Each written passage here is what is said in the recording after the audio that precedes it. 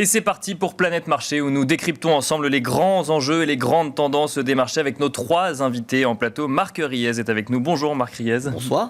Bienvenue sur ce plateau, directeur général de Vega Investment. Alain Dubrul est également avec nous. Bonjour. Bonsoir.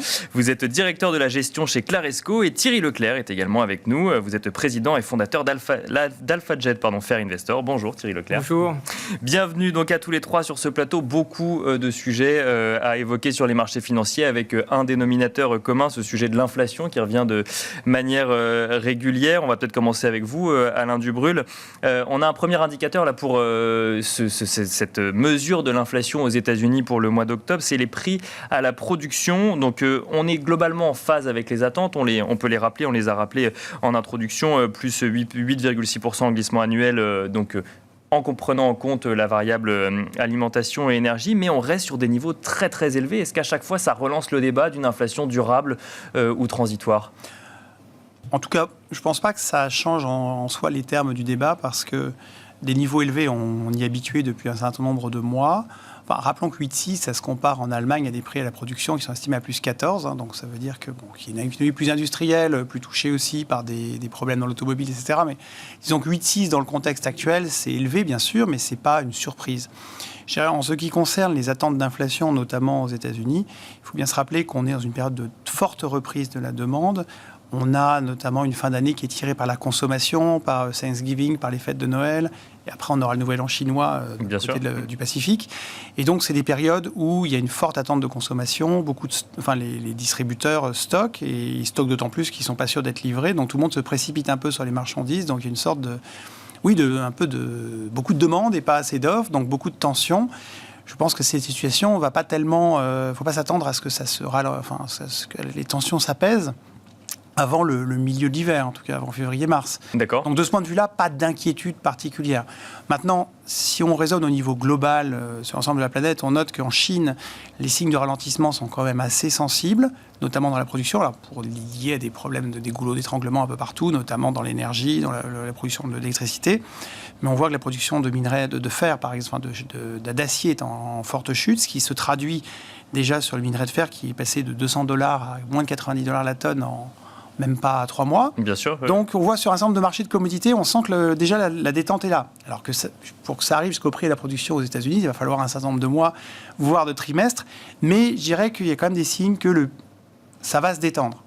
Voilà, ça va se détendre, mais alors, parce que du coup, là, vous nous parlez de ralentissement de croissance chinoise et donc ce prix du fer qui, du coup... Parce qu'effectivement, augmentation des prix des matières premières ou de l'énergie, on comprend le lien avec l'inflation. Ralentissement de la croissance chinoise, ça pourrait avoir un impact et faire baisser l'inflation indirectement, aux États-Unis ou en Europe ? Parce que la Chine est un gros consommateur de matières premières et d'énergie. Donc, si l'activité est moins forte en Chine... Alors, ça rejaillit d'abord sur le minerai de fer, parce qu'aujourd'hui, il y a pratiquement la moitié, 50% de l'acier mondial est produit en Chine. Donc c'est plus sensible sur cette commodité-là. Mais plus on va avancer, plus les choses vont se normaliser. Il faut bien rappeler, une des raisons de l'inflation qu'on voit aujourd'hui, c'est qu'aux États-Unis, la demande de biens manufacturiers est en hausse de 15% par rapport à 2019.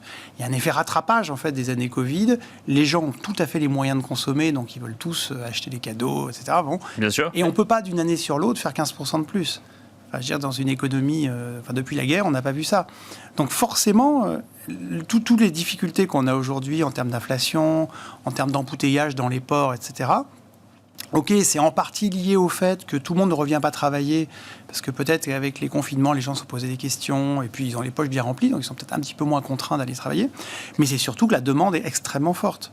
Donc ça reste plutôt rassurant. Si on a de l'inflation, c'est parce que la demande est extrêmement forte. Si on se projette à horizon 1 an, la demande sera peut-être un petit peu moins forte parce que les systèmes d'aide gouvernementaux, etc., seront un petit peu moins là. Et puis, d'autre part, la production va finir par s'ajuster. Donc, je crois que, normalement, on devrait aller vers une sorte de retour à la moyenne, ou en tout cas de moindre tension. C'est d'ailleurs tout à fait le point de vue de la Fed et des banques centrales qui, pour l'instant, décrètent que tout cela est transitoire. Avec effectivement ce sentiment qui semble partagé de transitoire durable, quand même. Oui. Elle parle de durabilité dans la transition, et c'est ce qu'on constate d'ailleurs chiffre après chiffre. Thierry Leclerc, même question sur cette inflation, donc 8,6% en prenant en compte la variable énergie, dont on a connu la flambée des prix, mais quand même 6,8% hors énergie, ça reste élevé. Est-ce qu'on doit s'attendre à ce que ça continue à augmenter d'ici la fin de l'année et toucher un pic en décembre? Ou est-ce que là, on peut se dire que quand même, 6,8%, on est déjà suffisamment haut en termes d'inflation? Ouais, je pense qu'Alain a bien résumé les raisons conjoncturelles qui font effectivement qu'on a ces niveaux d'inflation hors énergie et produits de consommation courante. Mais on a beaucoup d'inflation aujourd'hui dans le système, ça c'est clair, c'est une évidence. Et moi je remarque quand même que le consensus, il n'est pas si clair que ça. Oui. Votre collègue parlait en préambule de dissension au sein de la Fed, que le vice-chairman n'a pas tout à fait Richard Clarida, exactement. Voilà, les mêmes vues. Bon, enfin, ça c'est quand même très fréquent aujourd'hui qu'on ait des dissensions, même au sein de la BCE, puisque finalement, Jens Weidmann, il est parti. Bon, enfin, c'est pas ce qui se passe exactement dans ces bureaux-là, mais on peut supposer aussi qu'il y avait peut-être une question de la manière dont était adressé le sujet de l'inflation de manière globale par la BCE, qui faisait aussi que peut-être ils ne se sentaient pas si à l'aise que ça. Rappelons quand même que l'Allemagne est quand même le pays qui souffre le plus de l'inflation aujourd'hui, 4,6% en Allemagne, alors qu'on est à 4,1% en zone euro. Donc oui, effectivement, on sent qu'il y a une pression du côté de l'Allemagne pour réduire cette inflation. Après, on risque d'enfoncer des portes ouvertes, mais bon, on est quand même plus proche d'un environnement inflationniste aujourd'hui qu'il y a un an. Enfin, moi, à l'école, on me disait toujours, l'inflation, c'est comme le dentifrice, quand ça sort du tube, c'est très difficile de la faire rentrer. Donc aujourd'hui, tous les chiffres quand même pointent sur de l'inflation. Tout le monde essaye, évidemment, les banques centrales, c'est leur rôle d'essayer de calmer, de dire c'est transitoire, etc. Mais aujourd'hui, on est quand même dans un environnement très inflationniste. Donc c'est pas si transitoire que ça. Après, il y a des éléments qui permettent de dire c'est effectivement peut-être que transitoire, mais c'est ce que je vous disais, au risque d'enfoncer des portes ouvertes avec les niveaux d'inflation qu'on a aujourd'hui. On est quand même plus proche que, effectivement, on rentre dans des boucles de salaire-prix, prix-salaire. Bien sûr. C'est-à-dire que là, les discussions aujourd'hui que vous allez avoir avec votre employeur, vous dites, écoutez, moi j'ai quand même 2, 3, 4% d'inflation, c'est pas bien. En tout cas, c'est les projections. Vous m'augmentez pas, ça va pas. Donc si tout le monde se met à avoir ces discussions-là avec son boss au même moment, voilà, avec quand même un environnement qui fait aussi que il y a moins d'offres en termes d'employés, justement, notamment aux États-Unis. Il y a beaucoup de personnes qui sont sorties du système parce que simplement ils ont fait fortune en bourse ou avec des bitcoins. Donc, ou parce qu'ils ont reçu des chèques aussi, tout simplement. Les chèques, c'est quand même, c'est pas des montants. C'est 2 000 $. Oui, ça ne vous permet pas de vous mettre. Voilà. Mais en préambule, on parlait des marchés qui étaient sur des points hauts. C'est l'effet richesse aux États-Unis, il a un impact direct sur le consommateur qui va faire un arbitrage très simple en se disant je vais pas bosser vu que aujourd'hui j'ai un pécule qui me permet d'avoir une belle visibilité. Bon, donc quand on met tout ça dans le shaker, il faut quand même être assez prudent. Et à nouveau, qui aurait dit il y a un an qu'on aurait ces niveaux d'inflation? Donc aussi forcé de constater que comme d'habitude, je ne veux pas du tout tirer sur l'ambulance, mais malgré toutes les études économiques qui sont faites, à la fin, on a quand même des surprises et on se retrouve les bras ballants en train de dire « Ah, mais tiens, aujourd'hui... » Il y a un an, on disait que c'était transitoire. Aujourd'hui, on dit que c'est transitoire, durable. Voilà. À la limite, c'est sur la capacité que la production revienne, que l'offre revienne en termes de production. Finalement, je ne suis pas trop inquiet. Là où c'est moins clair, en effet, c'est l'offre en termes d'emploi. Parce qu'il y a un effet pervers, si je puis dire, c'est que quand on est dans une situation de plein emploi, puisqu'aujourd'hui c'est quasiment le cas, finalement vous n'êtes pas obligé d'accepter un emploi tout de suite. Donc en d'autres termes, vous avez fait des économies, vous avez envie de faire 2-3 mois de vacances, vous dites si vous êtes sûr que dans 3 mois vous trouverez un emploi parce que tout le monde s'arrache, vous n'allez pas vous presser de revenir. Alors si vous dites demain c'est la récession, etc., il serait temps que j'ai eu un emploi pour une planque, pour un truc machin, là vous acceptez la première chose qui arrive. Or comme aujourd'hui, aux États-Unis, mais aussi en Europe, dans un certain nombre de professions, il suffit de se pointer pour avoir un emploi, quasiment, il y a moins urgence aussi. Oui, donc quand vous dites qu'on est dans une situation de plein emploi, ça veut dire que tout le monde est employé, ça veut dire qu'il y a des offres. Il y a énormément d'offres non pourvues. C'est ce que montre le rapport pour l'emploi publié vendredi. Effectivement, encore plus d'offres d'emploi créées que ce qu'on aurait pu, en tout cas que le consensus attendu, 81 000 de plus en tout cas que le consensus Reuters. Un taux de chômage qui baisse un petit peu, on passe de 4,8% en septembre à 4,6%. C'est le sens du plan du gouvernement qui précisément essaye d'aller former des gens qui n'ont aucune formation pour les rendre employables. Parce qu'aujourd'hui, le problème, c'est d'avoir des gens un minimum formés, même pour des choses assez simples. Et je pense que c'est un plan qui ne va pas se décanter en 2 mois, mais qui fait plutôt du sens. C'est-à-dire comment permettre à des gens, aujourd'hui inemployés, de devenir employables sans forcément faire 3 ans d'études. Parce qu'aujourd'hui, c'est un vrai sujet. Parce que surtout, aujourd'hui, on est loin des niveaux de février 2020. On est toujours à 4 millions en dessous de février. Aux États-Unis, ouais. Aux États-Unis, oui, bien sûr. Marc Riez, sur cette situation imbriquée, emploi, inflation... Je vais un peu me dissocier, je le regrette, mais moi je ne crois pas du tout, en fait, à la pérennité et à la spirale inflationniste de ce qui se passe en ce moment. D'accord. Ce qu'on a regardé, c'est que si on se remet en 2020, il y a eu donc l'arrêt total de la pandémie, il y a eu de gros plans de relance budgétaire aux États-Unis, et ces plans de relance budgétaire, ils ont provoqué un redémarrage de l'économie dès le mois de mai, juin, etc. Ça a été consommé, et vous vous souvenez que dès novembre, décembre, l'argent ayant été consommé, la croissance américaine redevenait problématique, bien sûr. Au point qu'avant de partir, Donald Trump a dû remettre une enveloppe de 900 milliards sur la table pour ne pas partir comme un voyou. Et puis, Joe Biden, dès son arrivée, a remis plus de 2000 milliards à nouveau. Et moi, le sentiment que j'ai, c'est que ce qui se passe en ce moment, dans l'économie américaine, par exemple, c'est qu'on est en train de consommer ce phénoménal plan de relance budgétaire de 2021, et qu'une fois que ce plan de relance aura été consommé, alors certes, il y a un effet richesse avec la hausse de l'immobilier, avec la hausse de la bourse aux États-Unis, mais je pense que les gens qui se disent « j'ai tout mon temps pour retrouver un job et comme c'est presque le plein emploi, je ne vais pas me précipiter », ils font peut-être un très mauvais calcul. Parce que imaginons que une fois la consommation de ces plans de relance effectués, on ait une économie qui se normalise sur un taux de croissance de plus long terme plus faible.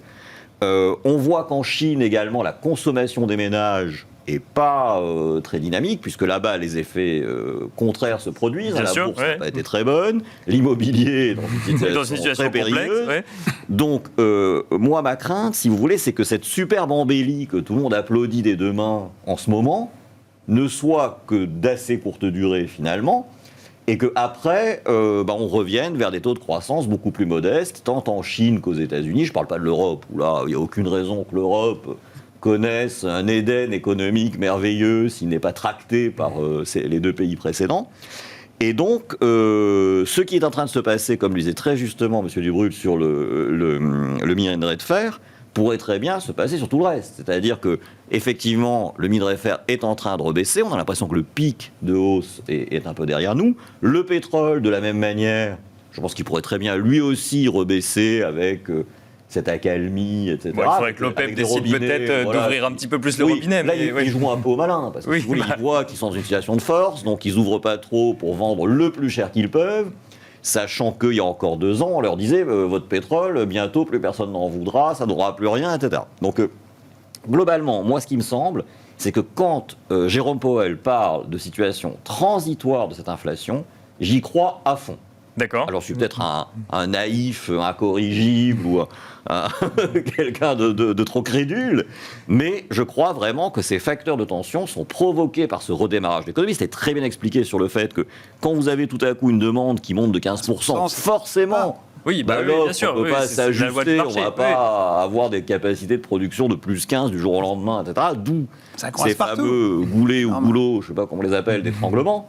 Le fait est que, moi je pense que voilà, ce qui fait que les prix tirent, c'est que ça coince. Ça ne coincera pas tout le temps parce que ça va se normaliser à la fois de par la demande et de par l'offre. Et donc, je ne crois pas du tout à une spirale inflationniste. Quant aux salariés qui viennent demander des augmentations à leur patron, il y a certainement des compétences qu'ont certains qui sont rares et chères et ils vont les obtenir pour cela. Mais pour la grande majorité des salariés, je ne suis pas du tout sûr que le rapport capital-travail se soit complètement indexé, inversé, comme on le dit, avec cette pandémie. Et j'ai peur que malheureusement, en tout cas dans les pays développés, les hausses de salaire ne soient pour longtemps limitées. On en constate actuellement aux États-Unis. Alors c'est à la marge effectivement, mais on en constate. On peut se demander si c'est le début d'autres hausses de salaire. On pourrait même plutôt constater des ajustements de coûts. Ce que je veux dire par là, c'est des gens qui continuent de travailler avec des salaires parisiens, mais qui vont s'installer à la campagne ou avec des coûts moins élevés. Qui leur donnent un meilleur mais qui du coup ne vont pas forcément changer leur salaire, mais vont changer leur façon de dépenser. Parce que le patron peut aussi vous dire, maintenant tu es en télétravail dans ta cambrousse, donc je ne vais pas t'augmenter, sois déjà content que je te baisse pas ton salaire. Exactement, parce que certaines entreprises américaines vont jusqu'à baisser le salaire Voilà. et à l'indexer sur l'endroit où on vit. Cette histoire de spirale inflationniste qui serait en train, d'après Monsieur Clarida, de se mettre en place, etc., j'y crois pas trop. J'ai l'impression que c'est plutôt un jeu qui joue tous les deux depuis pas mal de temps, de souffler un peu la pluie et le beau temps pour que les marchés Mais est-ce qu'on pourrait presque dire que Richard Clarida teste finalement le marché et ensuite M. Powell prend la décision déjà digérée par le marché? Moi, je les verrais très bien complices tous les deux. D'accord. C'est le jeu de la Fed. En général, le directeur est plutôt prudent et les sous-fifres poussent les feux pour montrer que quand même, ils ne sont pas aussi complaisants que ça. Pareil pour la BCE, parce qu'objectivement, autant la Fed, n'oublions pas que la Fed, en termes de consensus, ils ont le tapering. D'ailleurs, c'était la nouvelle surprenante de la semaine dernière, c'est que la décision de la Fed, finalement, de tout terminer fin juin, c'était plutôt agressif par rapport à ce qui était attendu. Oui, bien sûr. Et c'est étonnamment, c'est passé comme une lettre à la poste, à tel point même que tous les hedge funds qui visiblement avaient joué pour la hausse des taux ont été tellement surpris qu'ils sont coupés. Il y a un short squeeze visiblement, parce que passer d'un 60 à un 46 sur une nouvelle comme ça, c'est très surprenant. Oui. Donc bon, là je pense que le mal est fait et on va probablement remonter gentiment, je suppose. Ça montre en tout cas que les dirigeants de la Fed sont très habiles pour piloter les anticipations du marché. Ils ont quand même réussi à nous faire avaler un tapering gratuitement, parce que on a même payé le tapering. Mais parce que le marché l'attendait. On l'attendait à Jackson Hole, finalement on l'a pas eu. Parce qu'ils l'ont très très bien amené. Mais finalement, mais pour être honnête, le marché aurait pu penser qu'ils auraient fait la même chose, mais ils auraient pu dire jusqu'en novembre, ou ils auraient pu le retarder un peu. Ce genre de nouvelles, le marché aurait très bien pu mal les prendre. Et donc là, le rythme, on les a bien pris parce qu'ils nous ont bien anesthésiés et bien préparés. Est-ce que la fin, ce que vous dites, c'est 15 milliards de dollars par mois, et donc ce qui nous amène à juin 2022, c'est finalement, ça aurait pu, c'était risqué ou ça aurait plutôt pu le scénario dur. C'est un scénario dur. Et ils l'ont très très bien amené. Ils sont très forts. Une fois que c'est fait, ça veut dire que la hausse des taux, elle est possible dès deuxième semestre 2022, du coup. 2022. Oui. Et elle est déjà anticipée, d'ailleurs. Oui, donc, inflation honnêtement, ou pas... est-ce qu'une hausse des taux à 0,50 du refi aux États-Unis, ce serait dramatique pour les marchés? J'en suis pas sûr. Pas du tout. D'accord. Quand on parle d'inflation à 8, des prix de la production, c'est pas parce que vous avez 0,50 à payer à votre banquier que vous fermez boutique. Vous voyez, faut quand même raison garder. Bon, Thierry Leclerc, question toujours sur cette stratégie de la Fed. Il y a quand même quelque chose qui interpelle, c'est qu'on a l'impression que la Fed prend sa décision en fonction du marché financier. Est-ce que déjà, vous validez ce que je viens de dire, et surtout, est-ce que c'est problématique? Non, mais c'est ce qu'on vient de dire. Ça a toujours été le cas depuis 30 ans, je crois. C'est un pilotage au plus fin, un jeu savamment entretenu avec effectivement les différents présidents des banques locales, bien sûr, aux États-Unis. Donc chacun, il va de son petit commentaire, et puis à la fin, effectivement, il y a le président qui intervient et qui, mais tout ça est super bien piloté. Donc la très très grosse et mauvaise surprise pour les marchés financiers, pour le coup, je la vois pas venir. Après, comme on l'a mentionné tout à l'heure rapidement, c'est vrai qu'il y aura peut-être un changement de gouvernance dans la Fed, au sein de la Fed. Bien sûr, oui, effectivement, on a entendu que Joe Biden je pense que ça crispe un peu plus ceux qui suivent les marchés obligataires, bien sûr, les suiveurs sur ce marché-là. Un changement de direction, un changement de présidence de la Fed pourrait... innocent. C'est jamais innocent, surtout que là... la personne qui a été interviewée, c'est plutôt la L. Brennard, effectivement, qui représente une aile plus dovish, finalement, au sein de la Fed. Ouais. Voilà, donc là, ça peut inquiéter un petit peu plus le marché, puisque justement, il a été habitué, avec tous les présidents qu'on a eus jusqu'ici, et présidente, à ce qu'il y ait une communication très fluide, il n'y ait pas d'à-coups. Donc là, qui dit nouvelle gouvernance, dit peut-être changement dans la communication, avec quelqu'un qui a un profil un petit peu peut-être moins accommodant par rapport au marché financier dans leur globalité. Donc ça crée de la tension. En tout cas, c'est ce que les marchés nous disent là depuis hier. Donc un simple entretien, finalement, peut venir créer de la tension sur les marchés obligataires. Oui, bien sûr. Voilà. Pour ce poste-là, oui, je pense. Oui, bien sûr. Effectivement. C'est pas vraiment un simple entretien. C'est pas un simple entretien. Oui, mais ça reste un simple entretien. Rien n'est décidé. Joe Biden a dit que toutes les opportunités étaient ouvertes. Enfin, il n'y a pas une once d'avancée de décision. J'aimerais revenir avec vous, Alain Dubrul, peut-être dans un premier temps, sur la situation chinoise, parce qu'effectivement, on en a parlé tout à l'heure. Alors, la situation chinoise, la Chine, premier pays à repartir après la pandémie, ou en tout cas le choc pandémique, puisque la pandémie est toujours là. Finalement, on a l'impression aujourd'hui que la croissance chinoise s'amenuise. On a des exportations qui fonctionnent toujours bien, des importations également qui sont toujours à un niveau élevé. Pour autant, quand on regarde un peu dans le détail, il y a ces coupures d'électricité en Chine, il y a ces usines qui ferment ou en tout cas qui ne peuvent pas fonctionner à plein régime. On a des importations de charbon qui sont multipliées par 2 justement pour générer de l'électricité ou autre. Est-ce que les investisseurs ont l'œil un peu trop tourné sur l'inflation et pas assez sur cette situation chinoise qui pourrait être... Et je n'ai pas parlé de l'immobilier. La Fed en parle dans son rapport de stabilité financière en disant que le marché immobilier chinois pourrait être un risque pour l'économie mondiale. Est-ce qu'il ne faudrait pas regarder un peu plus précisément ce qui se passe du côté de la Chine ? Moi, je crois que les investisseurs regardent. Maintenant, là, ce qu'on vous dit, il y a beaucoup de questions. Oui, il y a un sujet complexe en Chine, oui, c'est sûr. Premier point, l'immobilier chinois, notamment la question d'Evergrande, etc. En termes d'exposition systémique, a priori, s'il y a des faillites en Chine, ça concerne essentiellement les investisseurs chinois et les banques chinoises. Donc, il n'y a pas a priori de raison pour qu'il y ait un effondrement du système financier mondial si l'immobilier chinois a des difficultés. Pourtant, la Fed l'identifie comme risque actuellement. Oui, c'est un risque macro, disait que non, mais ce n'est pas un risque systémique, disons. Deuxième chose, c'est que le gouvernement chinois, historiquement, a toujours soutenu quoi qu'il arrive. Et là, ils sont dans une phase de normalisation pour expliquer aux oligarques, et puis même à leur population, que finalement, les groupes privés peuvent faire faillite. Ce n'est pas too big to fail. Et Evergrande est un peu un exemple de cela. Le troisième point, c'est qu'effectivement, ils sont repartis plus tôt que les autres suite au Covid, donc qui ralentissent un petit peu. J'espère que ce n'est pas ce qui nous arrivait dans 12 mois, mais quelque part, ils ont un peu... ils ont mangé la cagnotte du post-Covid, et donc que ça se tasse, c'est un peu logique. D'accord. Par ailleurs, on a effectivement un immobilier en Chine qui, ça date pas d'hier, mais qui est particulièrement... un peu trop gros, si on regarde le poids de l'immobilier dans le PIB chinois, ou même sa contribution à la croissance dans les 10 dernières années, il est extrêmement important, puisque la Chine a fait en 20 ans, en termes de taux d'urbanisation, ce que les États-Unis ont fait en 60 ans. Donc, il y a une migration de population qui fait qu'il a fallu construire énormément dans les villes. Et je ne sais pas si vous vous souvenez, mais en 2008, aux Pays-Bas, en Espagne, la construction, c'était 18% du PIB, là où c'est actuellement 6-7 chez nous. Et on coulait plus de ciment en Espagne, en Allemagne, Italie et France réunies. Donc je ne voudrais pas dire... Ouais, donc l'idée, c'est qu'il y aura forcément un peu... Et puis la démographie chinoise, les chiffres sont truqués, mais elle est dramatique actuellement. Donc tout ça pour dire qu'en Chine, oui, qu'il y a un ralentissement d'une dynamique immobilière, ça paraît assez logique. Et donc certains estiment que si on revient à une croissance de l'immobilier plus raisonnable, c'est un petit point de croissance en moins, quand même. Donc l'idée, c'était qu'on était à 6,5 et qu'à la fin de la décennie, on atterrit à 4.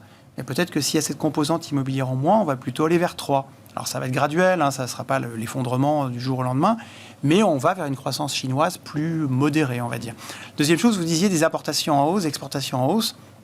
Il faut voir qu'en Chine, les importations, c'est surtout pour réexporter, puisque c'est quand même encore beaucoup de manufacturing, la Chine. Donc si les importations montent beaucoup, en général, c'est parce qu'ils exportent. Et pourquoi ils exportent, c'est parce que le monde se porte bien. Donc d'une certaine façon... beaucoup d'exports, beaucoup d'imports, c'est bien pour la Chine, bien entendu, mais c'est pas pour autant que ça ne veut pas dire que le PIB va exploser, parce qu'aujourd'hui, ce qui pèse, c'est la demande intérieure, notamment immobilière, mais pas que. On voit que sur la consommation, les Chinois sont un peu attentistes pour l'instant. Donc, c'est pas incompatible, si vous voulez. Beaucoup d'activités import-export ne veut pas pour autant dire que le PIB explose. Troisième point, c'est les problèmes dans les usines, dans la production d'électricité. C'est ces coupures d'électricité, ces usines qui ne peuvent pas fonctionner à plein régime. Alors, le fait aussi que vous dites x2 pour le charbon, il faut bien rappeler que la Chine a été en bisbille avec l'Australie. L'histoire des sous-marins montre que ça se tend un petit peu. Alors, ils continuent à acheter du minerai de fer à l'Australie, parce que ça, ils ne peuvent pas faire autrement. Et ça, on a bien acheté du gaz aux soviétiques dans le passé. Les gens... tous les régimes savent être pragmatiques quand nécessité fait loi. Mais en revanche, je ne sais pas si vous avez échappé, mais au début de l'année, la Chine a refusé d'importer du charbon australien revanche, en fait, une sorte de bataille diplomatique, bien sûr, une sorte d'embargo. Donc que ça double maintenant, c'est aussi parce qu'on part d'une base qui était plus faible. D'accord, maintenant, donc c'est pas pourquoi forcément ça à mettre en coince regard des coupures d'électricité. C'est pas un bottleneck. Oui, alors, effectivement, récemment, la Chine a eu des problèmes de production d'électricité.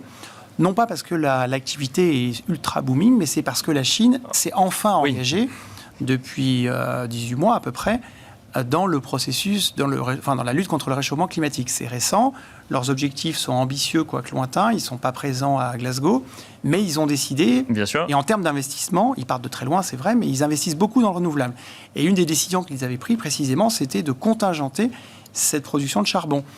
Et là, ils voient que malheureusement, ça va un peu trop vite, et ils sont obligés de relâcher un peu la pression sur le charbon. Mais ce n'est pas impossible, c'est juste que ça s'est fait un peu trop rapidement, et que les fonctionnaires locaux, ils s'étaient un petit peu coincés entre leurs objectifs qu'on leur avait donnés sur le CO2, et puis de l'autre côté, la production qui... Voilà, donc là, ils ont dû mettre de l'eau dans leur vin, c'est un problème d'ajustement. Mais ça montre peut-être, ça pour une thématique plus générale, que la lutte contre le réchauffement climatique peut potentiellement être légèrement inflationniste, c'est-à-dire sur la question du pétrole. Oui. Et on le voit en France actuellement, où les nouvelles normes sur le logement interdisent le chauffage au gaz dès l'année prochaine pour les nouveaux logements. Ça veut dire que l'électricité, je pense que le lobby EDF a très bien fonctionné, mais entre tous les nouveaux logements qui seront électriques, plus les voitures, plus ceci, plus cela, alors qu'on ne veut pas d'éoliennes et que si on réactive le nucléaire, ça sera dans 10 ans, le temps qu'on le construise, entre-temps, il y a un petit problème sur la production énergétique.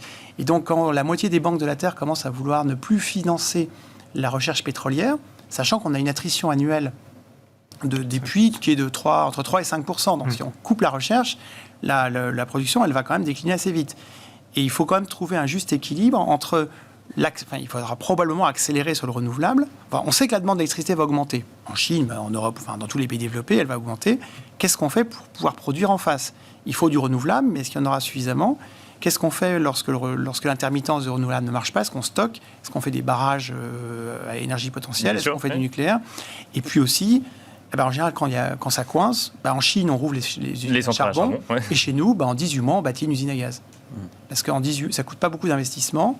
Certes, il faut un terminal pétrolier, etc. Mais si on ne fait pas ce qu'il faut faire, on va se retrouver dans l'urgence à devoir bâtir des usines à cogénération gaz dans les 5-10 prochaines années. Et là, il y a une hypocrisie totale, je trouve. Oui. Et ça, c'est potentiellement inflationniste. Macron, d'ailleurs, s'en est fait état lors de la COP 26 en disant que... justement, la France soutenait quand même le gaz dit naturel. Donc, il voit bien qu'effectivement, il y a ce problème, il y a ce problème de transition pour le coup, là aussi. Délai pour le renouvelable. Et puis les enjeux de la taxonomie. Voilà. Savoir si le nucléaire en fera partie, parce que le nucléaire produit zéro CO2, c'est tout un problème d'idéologie ou de pragmatisme. Là, c'est un problème d'idéologie ou de politique, effectivement. Mais de savoir mais disons que les problèmes énergétiques en Chine sont en partie liés à la décision de la Chine d'adresser un petit peu la lutte contre le réchauffement climatique, peut-être là aussi un peu trop rapidement. Et donc, c'est pas lié à une explosion du PIB, disons. Et c'est pas lié au goulot des tremblements qu'on peut voir en Chine en ce moment. Non, c'est vraiment lié à cette décision finalement de fermer ces usines et de les rouvrir. Alors très rapidement, parce qu'après il faut qu'on parle du niveau des indices quand même sur le. Pour terminer très rapidement, sur la Chine, il faut aussi rappeler qu'ils ne sont pas complètement sortis du Covid.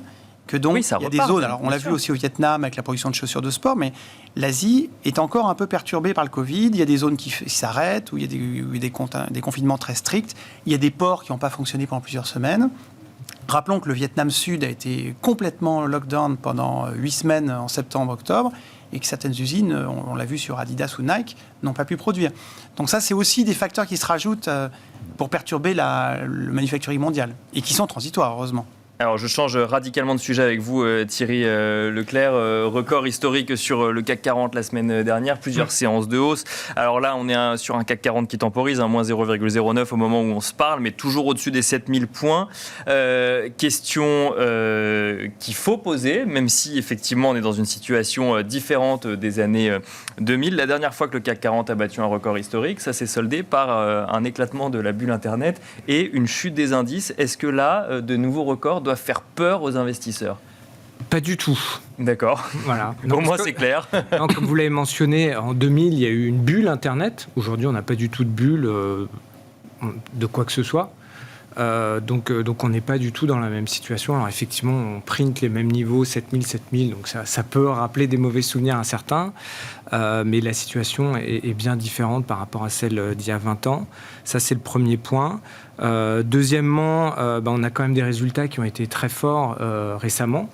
Juste sur le CAC 40, c'est l'indice qui parle à tout le monde, les résultats cette année vont faire x2, plus 100%, ouais. Et on est 19% au-dessus de 2019. Oui, c'est ça, parce que par rapport à 2020, il y a un effet de base, mais on est même au-dessus de 2019. Donc, c'est vrai que la base maintenant, les grands groupes, par exemple, de luxe, LVMH, ils se comparent toujours par rapport à 2019, parce que effectivement 2020, ça n'a pas trop de sens de se comparer avec 2020.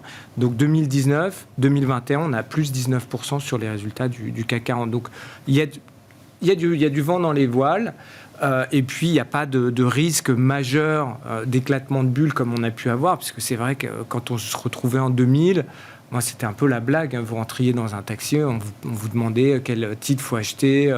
On valorisait sur n'importe quoi. Donc, c'était du grand n'importe quoi. Oui. Et ça s'est fini comme ça devait se terminer, mal. Aujourd'hui, ce n'est pas du tout le cas. Donc, on a quand même des éléments qui sont très positifs pour soutenir les marchés financiers. Après, on a beaucoup de risques aussi. C'est toujours pareil, c'est une balance. Bien sûr. Je crois que j'ai jamais connu dans ma carrière, comme n'importe qui, de jours où tout va bien. Over. Et puis, on a parlé de la Chine tout à l'heure. Il y a quand même 8 trilliards de dollars d'encours des banques chinoises sur l'immobilier. Donc là, risque systémique, pas risque systémique. En tout cas, pour les Chinois, je pense qu'aujourd'hui, ils ne sont pas dans une situation quand même hyper confortable. Ils demandent des stress tests aux banques. Il y a le high yield, donc ce qu'on appelait avant les junk bonds. On est à 24%, le spread sur les junk bonds, sur le high yield. En Chine, c'est 24%. Donc, c'est vraiment les niveaux qu'on a connus en 2008, au pic du stress.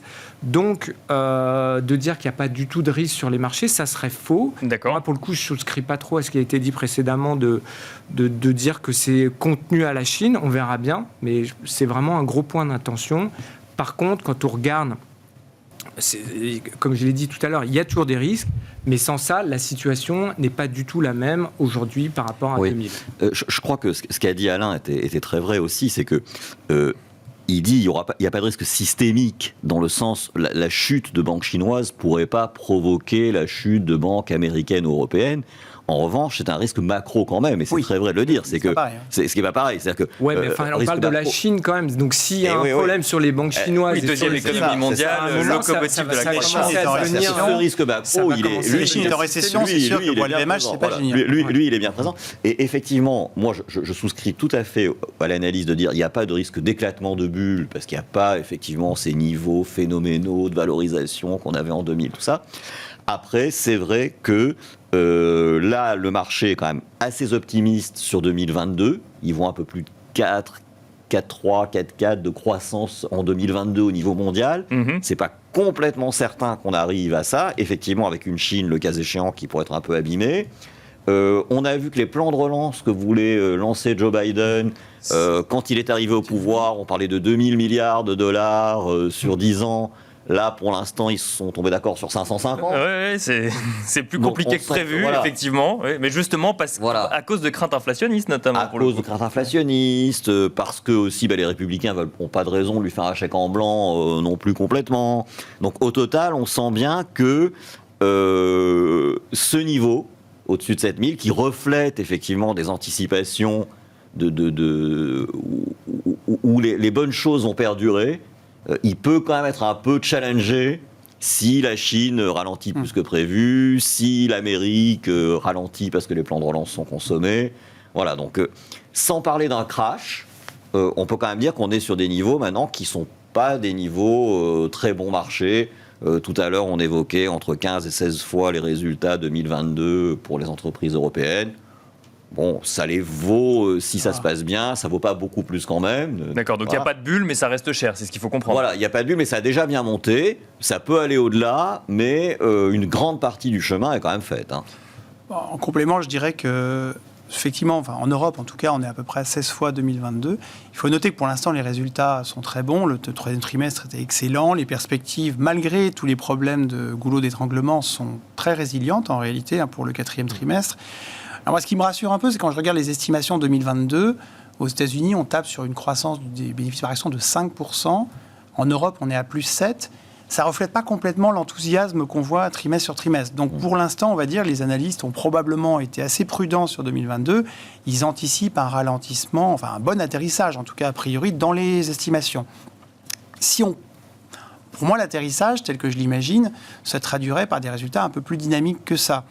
Donc d'habitude, les analystes commencent l'année en attendant plus 10, plus 15 sur l'année d'après, puis on est ravalé. En fin d'année, entre 0 et 5. C'est ça. Là, ils sont à 5-7.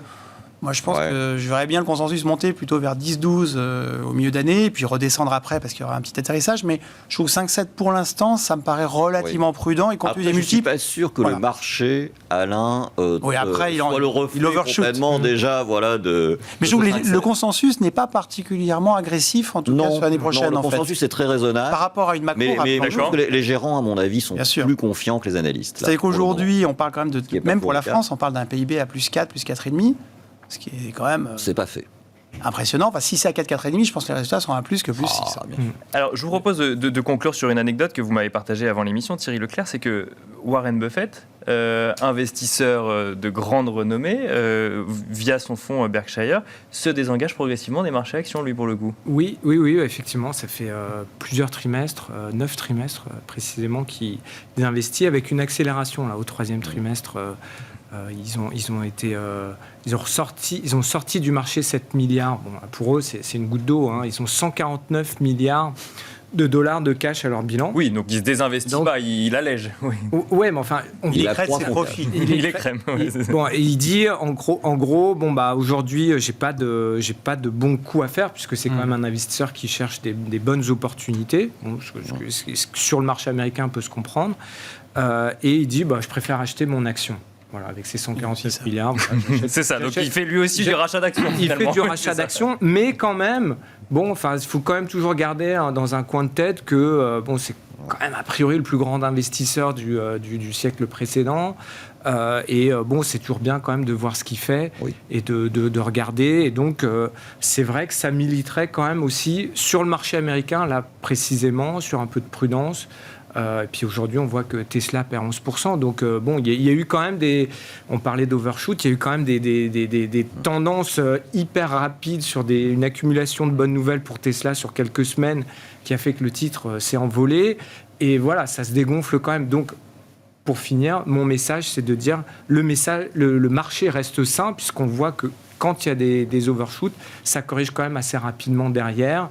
Et donc c'est quand même un marché qui est assez sain et qui offre une belle visibilité, il me semble. Et alors, en 15 secondes, Marc Riez, vous partagez cette analyse qu'il n'y a plus d'opportunités aujourd'hui sur les marchés, ou c'est peut-être un petit peu radical, cette vision de Warren Buffett. Américain, c'est Warren Buffett, bien sûr. On parlait du marché américain. Bon, c'est vrai que les belles valeurs, celles qu'on aime avoir en portefeuille, les LVMH, etc., sont quand même arrivées à des niveaux très très chers. Donc c'est plus compliqué pour nous, effectivement, de trouver des valeurs de qualité à des prix raisonnables. Merci beaucoup à tous les trois. Merci Marc Riez, directeur général de Vega Investment. Merci Alain Dubrul, directeur de la gestion chez Claresco. Et merci Thierry Leclerc, président et fondateur d'AlphaJet Fair Investor. Merci à vous de nous avoir suivis. Et on se retrouve tout de suite dans Marché à thème.